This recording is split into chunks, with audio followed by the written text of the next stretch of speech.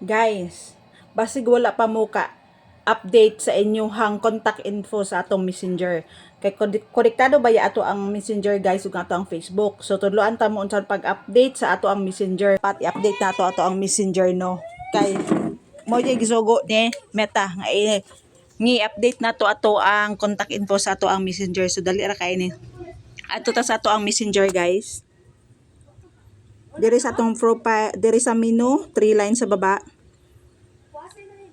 Tap ang settings, scroll up, pamitaon ang privacy and safety, tap. So nakabutang diri guys protect your account. See how to keep your account safe. Okay, dapat daw safe ato ang mga account diri sa Messenger. So tap na ko ding start. So naara guys, contact info. So you are all set. Okay, okay naman. Ako naman gikuan tanan no. Ako nang gi-update tanan. So tap na to ang done. So ingan na ra guys.